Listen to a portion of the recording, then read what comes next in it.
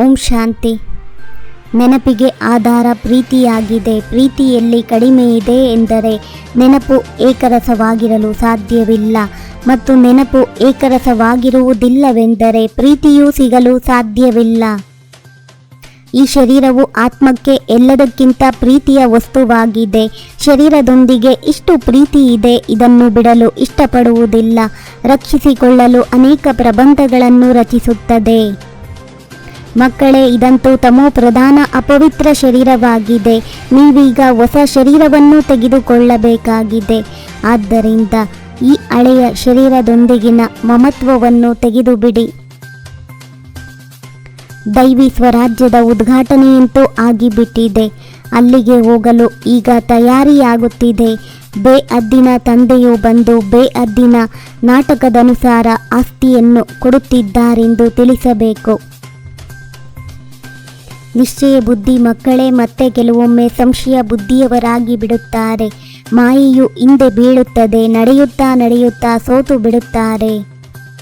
ತಂದೆಯು ಜ್ಞಾನದ ಅಸ್ತ್ರಶಸ್ತ್ರಗಳನ್ನು ಕೊಡುತ್ತಾರೆ. ಇದರಲ್ಲಿ ಹಿಂಸೆಯ ಮಾತಿಲ್ಲ. ಆದರೆ ಇದನ್ನು ಅರ್ಥ ಮಾಡಿಕೊಳ್ಳುವುದೇ ಇಲ್ಲ ನೀವು ಮಹಾರಥಿ ಯೋಧರೆಂದು. ಯಾರು ಹೆಚ್ಚು ಸೇವೆಯನ್ನು ಮಾಡುತ್ತಾರೆ ಹಾಗೂ ತಂದೆಯನ್ನು ನೆನಪು ಮಾಡುತ್ತಾರೆಯೋ ಅವರು ನಾರಾಯಣರಾಗುತ್ತಾರೆ. ನೆನಪು ಮಾಡದೇ ಇದ್ದರೆ ಪ್ರೀತಿ ಇಲ್ಲವೆಂದರ್ಥ. ಈ ಬೇಅದ್ದಿನ ತಂದೆಯು ಬಹಳ ಪ್ರಿಯರಾಗಿದ್ದಾರೆ. ಎಲ್ಲರ ಶುಭ ಕಾಮನೆಗಳನ್ನು ಪೂರ್ಣ ಮಾಡುತ್ತಾರೆ. ಮನುಷ್ಯರಿಗೆ ಏನು ಬೇಕು? ಆರೋಗ್ಯ, ಐಶ್ವರ್ಯಗಳೆರಡು. ನಾವು ಶಾಂತಿಧಾಮದಲ್ಲಿರುವವರು ಅಲ್ಲಿಂದ ಪಾತ್ರವನ್ನು ಅಭಿನಯಿಸಲು ಬಂದಿದ್ದೇವೆ. ಪಾತ್ರ ಪೂರ್ಣವಾದ ನಂತರ ಪುನಃ ನಾವು ಎಲ್ಲಿಂದ ಬಂದಿದ್ದೇವೋ ಅಲ್ಲಿಗೆ ಅವಶ್ಯವಾಗಿ ಹೋಗುತ್ತೇವೆ. ಶಿವ ಅಭೋಕ್ತನಾಗಿದ್ದಾರೆ. ಹಾಗಾದರೆ ಅವರಿಗೆ ಹಾಲನ್ನು ಏಕೆ ಅರ್ಪಿಸುತ್ತಾರೆ? ಹಾಲನ್ನು ಕುಡಿಯುವುದಾದರೆ ಅವರು ಪುನಃ ಭೋಕ್ತರಾದರು. ಇದೊಂದು ಆಶ್ಚರ್ಯದ್ದಾಗಿದೆ. ನೀವು ತಂದೆಯ ಬಳಿ ಜಮಾ ಮಾಡಿದರೆ ನಮ್ಮದು ಸುರಕ್ಷಿತವಾಗಿರುತ್ತದೆ ಎಂದು ತಿಳಿದಿದ್ದೀರಿ. ಎಲ್ಲವೂ ಭಸ್ಮವಾಗಿ ಬಿಡುತ್ತದೆ. ನಂತರ ನೀವು ವಿಶ್ವದ ಮಾಲೀಕರಾಗಿ ಬಿಡುತ್ತೀರಿ. ಮಧುರಾತಿ ಮಧುರ ಆತ್ಮಿಕ ಮಕ್ಕಳೇ, ಭಕ್ತಿ ಮಾರ್ಗದಲ್ಲಿ ದೇಹಾಭಿಮಾನದ ಕಾರಣ ನೀವು ಎಲ್ಲರನ್ನೂ ನೆನಪು ಮಾಡುತ್ತಿದ್ದೀರಿ. ಈಗ ನನ್ನೊಬ್ಬನನ್ನೇ ನೆನಪು ಮಾಡಿ.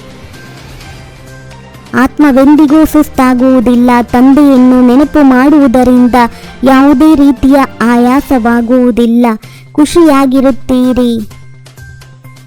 ಏನೆಲ್ಲವೂ ಸಾಕ್ಷಾತ್ಕಾರವಾಗುತ್ತದೆ ಅದನ್ನು ಈ ಕಣ್ಣುಗಳಿಂದ ನೋಡುತ್ತೀರಿ. ಉಳಿದೆಲ್ಲವೂ ಪುರುಷಾರ್ಥದ ಮೇಲಿದೆ. ಒಂದು ವೇಳೆ ಪುರುಷಾರ್ಥ ಮಾಡದಿದ್ದರೆ ಎಂತಹ ಪದವಿಯೂ ಸಿಗುತ್ತದೆ?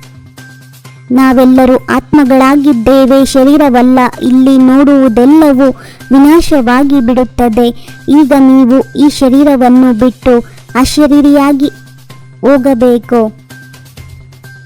ಈಗ ನೀವು ಶರೀರದೊಂದಿಗೆ ಪ್ರೀತಿ ಇಡಬಾರದು. ಇದು ಹಳೆಯ ಶರೀರವಾಗಿದೆ. ಈಗ ನೀವು ಹೊಸ ಶರೀರವನ್ನು ಕೊಂಡುಕೊಳ್ಳಬೇಕು. ಕೊಂಡುಕೊಳ್ಳುವ ಯಾವುದೇ ಅಂಗಡಿಯೂ ಇಲ್ಲ. ನಾವು ಶಿವ ತಂದೆಯ ವಾರಸುದಾರರಾಗಿದ್ದೇವೆ. ಅವರು ನಮ್ಮ ವಾರಸುದಾರರಾಗಿದ್ದಾರೆ. ಈ ನಿಶ್ಚಯದಿಂದ ತಂದೆಯ ಮೇಲೆ ಪೂರ್ಣ ಬಲಿಯಾರಿಯಾಗಬೇಕಾಗಿದೆ. ಮುಳ್ಳಿನಿಂದ ಹೂವು ಈಗಲೇ ಆಗಬೇಕಾಗಿದೆ. ಏಕರಸ ನೆನಪು ಮತ್ತು ಸರ್ವೀಸಿನಿಂದ ತಂದೆಯ ಪ್ರೀತಿಯ ಅಧಿಕಾರಿಗಳಾಗಬೇಕಾಗಿದೆ. ದಿನ ಪ್ರತಿದಿನ ನೆನಪಿನಲ್ಲಿ ಹೆಜ್ಜೆಯನ್ನು ಮುಂದುವರೆಸುತ್ತಾ ಇರಬೇಕಾಗಿದೆ. ತಮ್ಮ ಪುರುಷಾರ್ಥದ ವಿಧಿಯಲ್ಲಿ ಸ್ವಯಂನ ಪ್ರಗತಿಯ ಅನುಭವ ಮಾಡುವಂತಹ ಸಫಲತೆಯ ನಕ್ಷತ್ರ ಭವ. ಸುಖ ಸ್ವರೂಪರಾಗಿ ಸುಖವನ್ನೇ ಕೊಟ್ಟಾಗ ಪುರುಷಾರ್ಥದಲ್ಲಿ ಆಶೀರ್ವಾದ ಸೇರಿಕೊಂಡು ಬಿಡುತ್ತೆ. ಸಫಲತೆಯ ನಕ್ಷತ್ರಗಳಾಗಿದ್ದಾರೆ. ಅವರ ಸಂಕಲ್ಪದಲ್ಲಿ ಸ್ವಯಂನ ಪುರುಷಾರ್ಥದ ಪ್ರತಿ ಸಹ ಎಂದೂ ಆಗುವುದೋ ಇಲ್ಲವೋ ಎಂದು ಗೊತ್ತಿಲ್ಲ. ಈ ರೀತಿಯ ಅಸಫಲತೆಯ ಅಂಶ ಮಾತ್ರವೂ ಸಹ ಇರುವುದಿಲ್ಲ. ತಂದೆಯು ತಿಳಿಸುತ್ತಾರೆ, ನನ್ನನ್ನು ನೆನಪು ಮಾಡಿದಾಗ ನೀವು ಪಾವನರಾಗುತ್ತೀರಿ. ನಂತರ ನಿಮಗೆ ಪಾವನ ಶರೀರವೂ ಸಿಗುತ್ತದೆ. ಪಂಚತತ್ವಗಳು ಪಾವನವಾಗಿ ಬಿಡುತ್ತವೆ. ಓಂ ಶಾಂತಿ. 21 ಜನ್ಮಗಳಿಗೆ 21 ಪರಮಾತ್ಮನ ಮಹಾವಾಕ್ಯವನ್ನ ಆಲಿಸಿ. ನಿಮ್ಮದೇ ಆದಂಥ ಈ ಚಾನಲ್ ಲೈಕ್ ಮಾಡಿ, ಶೇರ್ ಮಾಡಿ. ಓಂ ಶಾಂತಿ.